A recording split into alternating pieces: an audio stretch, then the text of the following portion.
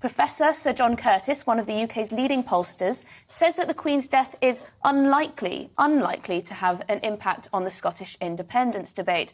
This comes, of course, as thousands of Scots are lining the streets to see Her Majesty's coffin and queuing to see her lying at rest. So will the death of Queen Elizabeth II help strengthen the Union, or will it make little difference? Now, to discuss Sir John's comments, I'm joined by former SNP Councillor Austin Sheridan. Austin, we know that the Queen had a deep love for Scotland, so did you find it fitting that she passed there? Absolutely, and it gave the people of Scotland a unique chance to mourn. The fact that the Queen lay in state in Edinburgh, our capital city, giving citizens in Scotland the chance to go and pay their final respect, I thought was very, very nice.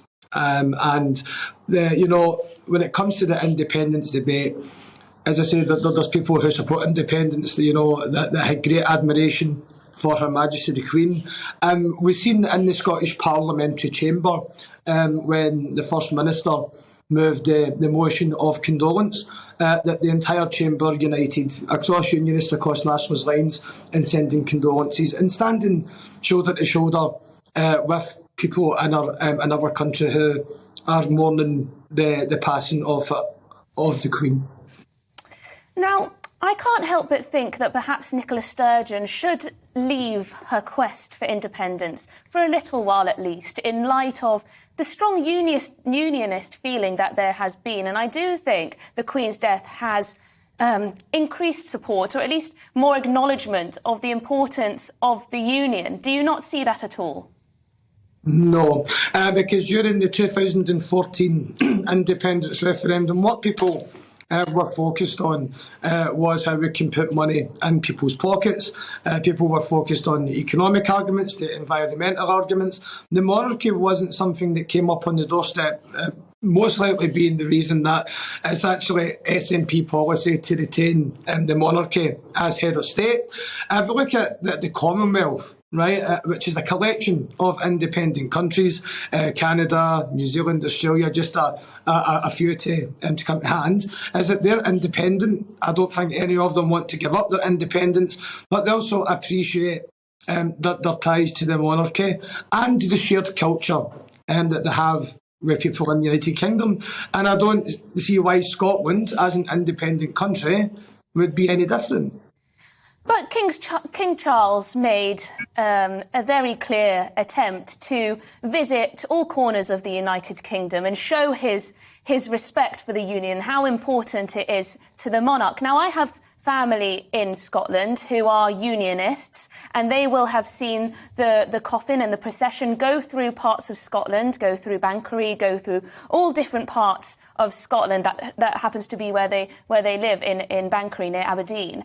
And I do feel that there is such support out there among the Scottish people, and considering we had a referendum pretty recently, only a matter of a few years ago, that perhaps out of respect for that union, out of respect of the outpouring of emotion towards the monarch and towards Britain as a united kingdom, that perhaps we should leave that to rest.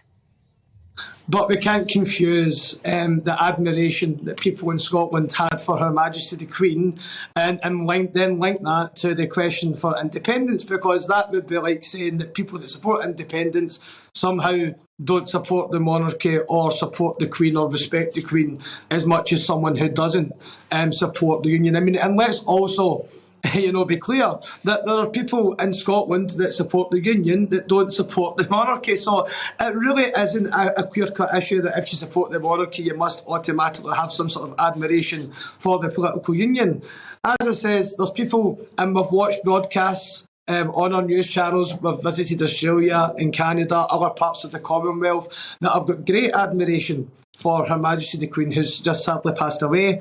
But none of them are suggesting that because of that they want to give up their independence and join up with the United Kingdom and a political union, because the two issues are just completely separate.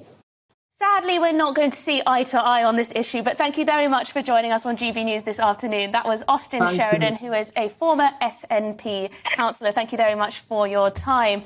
I think it's just so sad, Rafe, that this persistence in wanting to break up the union, well, persists. Yes, you're absolutely right, and that has been one of the great legacies of Her Majesty the Queen, was being the glue that really did keep elements of the Union together. And we remember the only time that she has ever actually dipped a toe slightly into political waters was in 1977 at the Silver Jubilee, when she reminded people at that time, when Scottish nationalism was running rampant, that she remembers that she was crowned Queen of the United Kingdom of Great Britain and Northern Ireland.